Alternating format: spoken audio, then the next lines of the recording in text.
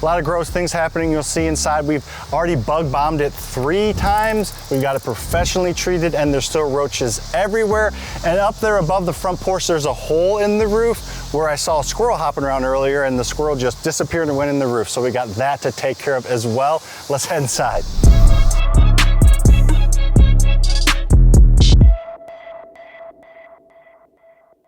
Usually being in the field is best to learn, but not in this instance. You are in the best spot, not on this side of the camera. If you're on that side of the camera, that's good, because the smell when I open this door, I feel like I can taste it and I can like hear it. It is that disgusting.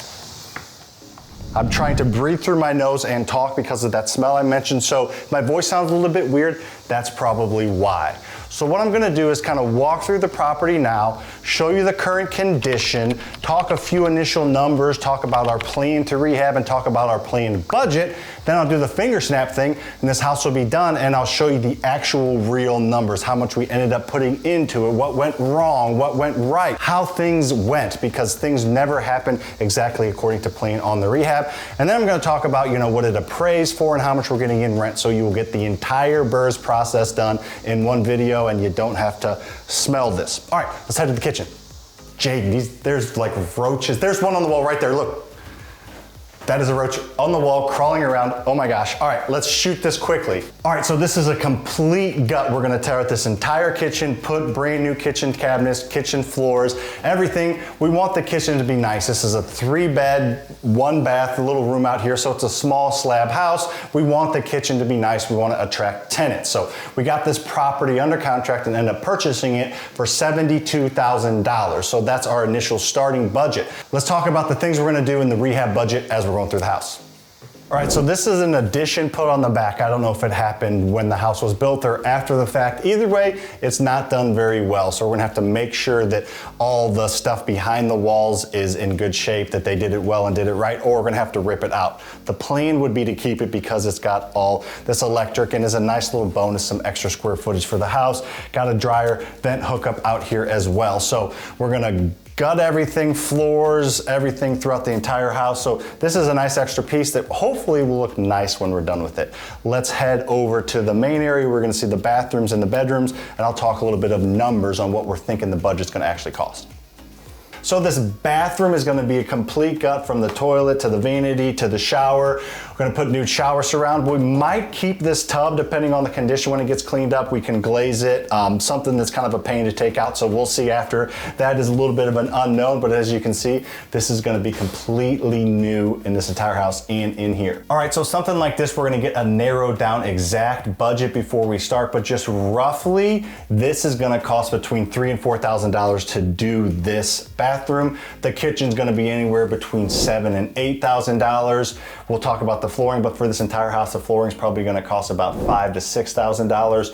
To paint, we're probably looking at maybe $4,000 to $5,000. Let's poke around a little bit more. Let's look at the windows and look at the bedrooms to see if we're gonna need to do anything with those. And then the outside is gonna take some work as well. So let's head to the bedrooms.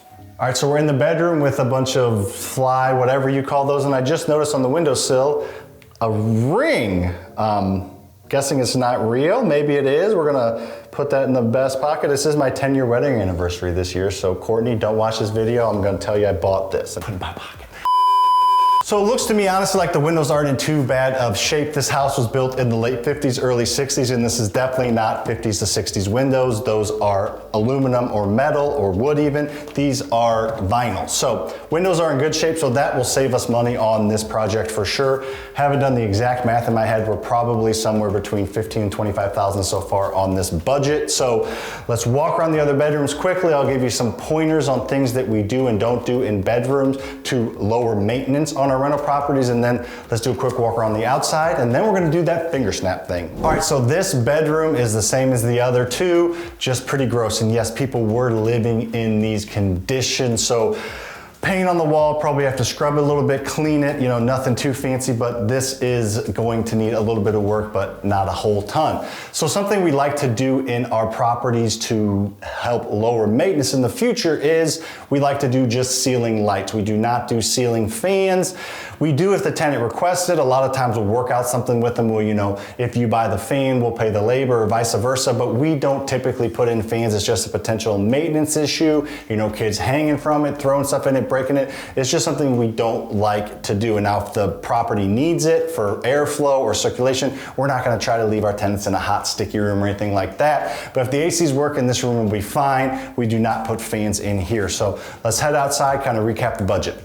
All right, aside from that hole in the roof right there that the squirrel went in, it looks like it's in decent shape. I'll look at the backside and see if, you know, branches or trees kind of have fallen on the backside, but the roof may or may not need a complete repair. If it does, size, this is probably $4,000 to $5,000 for the roof, probably more like $4,000. The windows are in good shape and the siding looks decent as well too. We're gonna have to do some landscaping, probably maybe $1,500. The driveway needs a little seal on it. The garage door needs replaced. The HVAC needs replaced. So, you know, with the HVAC, we're talking $3 to $4 grand. Garage door probably $1 grand. So not really keeping the best track of the budget because I'm going to go over what we actually did. But from the math in my head, I'm thinking we're going to spend between 35 and 40 grand on this house. So bought it for 72. Hopefully we're going to be into it for $110,000-ish. And it should be worth that 175, 180, and we'll talk about that when it's all said and done. But let's head inside, do a little recap, snap, and you'll see the house done. All right, before I snap, I want to quickly walk through the BRRRR method with you. I'll drive it home at the end when we talk the actual numbers, but the BRRRR method is how I bought $40 million worth of rental properties without using any of my own money. It's BRRRS. It stands for Buy, Rehab, Rent, Refinance, and Scale. Plenty of videos on both of those on this channel. However, it's a great way to buy rental properties, whether it's apartment or single family, without using any of your own money. And that S stands for scaling, which is how you create financial freedom to do this at scale. You ready? We're getting ready to do it. See you on the other side. And we're done. Just kidding. Like most rehab projects, this one has gone off the rails. So we came here to record the finished product and it's not done. So let's talk about what went wrong, why it went wrong, and hopefully next time I snap, this whole dang thing will be done.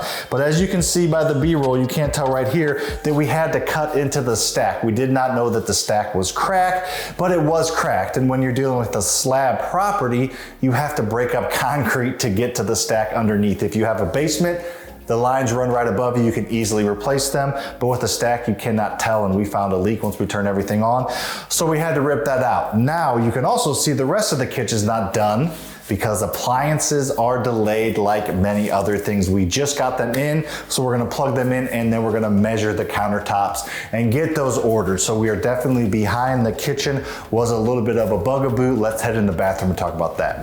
I'm sitting on a brand new bathtub. I remember mentioning that we maybe were going to actually be able to glaze this, but we could not. So this is new. And here there was a couple foot hole in the ground, as you can see, and you could see into the kitchen. The plumbing goes in between the kitchen and the bathroom. So it's all in this wall and underneath here, and it was not good. We also had to replace the furnace, the AC. I don't even know where we are on this budget, so it's gonna be a while and some headache for me to figure all that out. But like I said, next time I snap my fingers, it'll all be done, and hopefully we will be cash flowing and it will appraise out, but we might be losing money on this deal. We'll have to see. All right, and as you can see, we're not even close in here either. There's crap in the garage, there's the pipe, this wall needs to be fireproof and it's not done. The ceiling needs to be fireproof, so we're not even close. Actually, I don't even know why I drove all the way out here today, because this is just a complete waste of my time, Jaden's time, Dakota's time. We're a month out probably. This whole thing was supposed to be done in a month, so I don't know, we may even end up having to sell this thing because of how much money we're gonna have in it, because every single day, every single month we hold this property for longer, it costs us more money because we're borrowing money, so we're not even close. All right, next time I snap these fingers here in about 25 seconds, this whole project better be done, and we'll see how far over budget we were, if this even is gonna make sense as a rental property, and if anybody's gonna lose their job or not, because this is out of control. So we will see, fingers crossed with a snap. Tricky again. You probably thought that I was going to be in that finished kitchen going over all the numbers and talking about how it was a home run deal and how everything worked out perfect. Well, that's not the case, and that's how real estate goes sometimes. So I want to go over the project. We actually do have it rented now, so that's the good news. The bad news is we did go over budget and it did not appraise for as much as I thought. So I have all the numbers right here. We're going to go over here momentarily. I'm going to walk you through the house and tell you what the real numbers were we spent on the project, tell you what we did when the appraisal came in a little bit lower than we wanted, and how much we're cash flowing. So you're going to get all that information.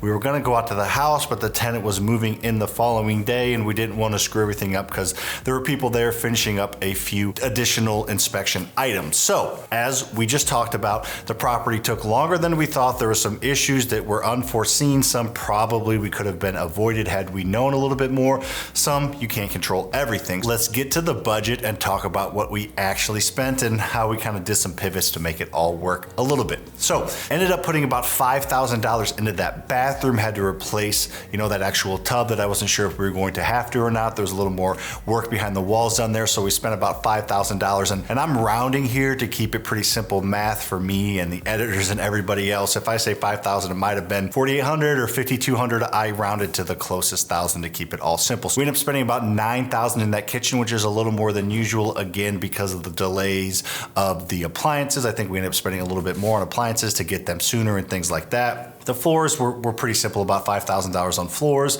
The painting, again, cost about $5,000 there. That wasn't too bad. Having an open house like that's really nice, just to be able to bring in a crew and just spray the crap out of everything. Slab floor, we didn't do the flooring yet, so they just sprayed everything, could spray down to the concrete and all those things. So that was pretty simple. That's why that was pretty cheap. The roof, can't really do a ton about that, was about $5,000 with some minor repairs as well as the new roof on top. Landscaping, pretty minimal work there in the yard. It ended up costing about $2,000. The garage, you saw getting that wall firewall, then getting everything out of there and make sure the garage door open and closed wasn't too bad. That was about $2,000. We spent about $3,000 on the HVAC, kind of getting the interior unit up to snuff and ready to go, and I believe replaced the exterior unit.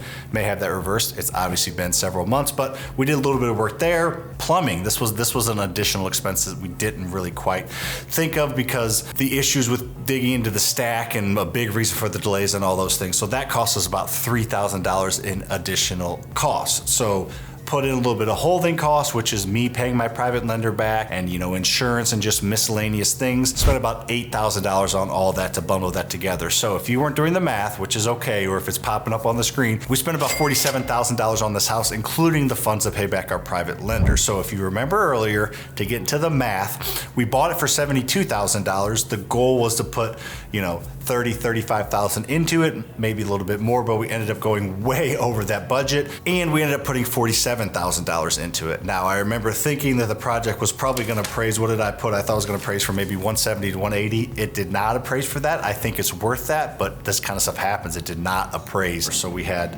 72 grand plus 47 grand, so we had $119,000 almost exactly into the deal, and it appraised for $152,000. So we took it to a small local bank. They gave us that kind of crappy appraisal, and actually what made matters even worse is they said that they didn't want to do an 80% loan. Usually a bank will give you a loan, or me a loan, for 80% of that $152,000, which in this case would have been $122,000 or slightly less than $122,000, which would have been perfect, just enough to pay back everybody and pay everything off, and a little bit of extra interest on there. Would have had a couple grand in the pocket, but they said they were only going to do 75% because of current market conditions. Now, this hasn't really happened to us yet. Everything we've been able to do 80%.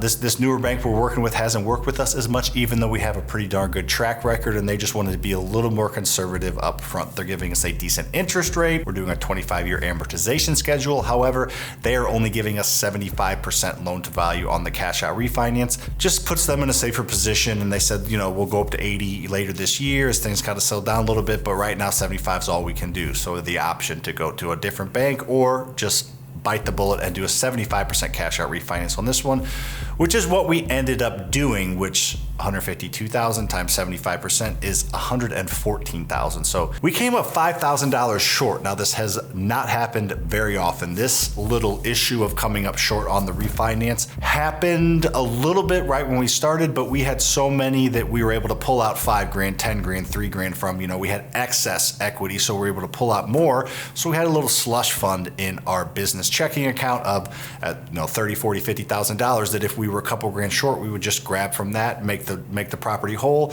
and move on. However, the past 18, 24 months, that has never happened because the properties were going up in value so much, and we were working with the same small banks that we had worked with in the past that were kind of pretty much doing it because they knew the market was so hot, like, all right, we're good, we'll give you all your money and a little bit of extra. So we decided to just bite the bullet and eat the $5,000 on this one. We have plenty of money in the bank account. You know, I always say own $42 million worth of real estate without using a dime of my own money, and that's true. When I say that, I more mean, I'm not, when I had a job, I wasn't digging for my personal savings or digging for anything personally I have. So, we have extra money and extra companies and extra funds in all of our bank accounts. So if we have to pull from that momentarily, we did on this deal. We brought $5,000 to the table to make the deal whole.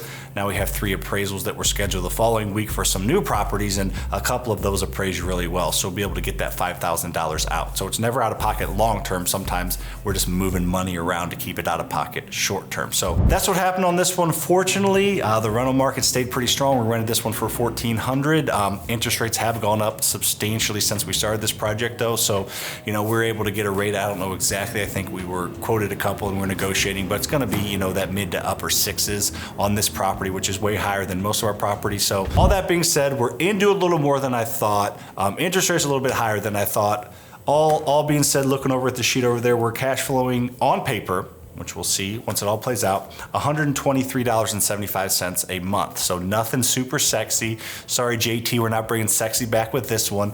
However, this asset's going to go up in value over time. The debt's going to be paid down by the tenant. No expenses out of pocket. I always say that every 10 years I make $200,000 on each property with, this property is actually worth more than 152, but that's what it appraised for.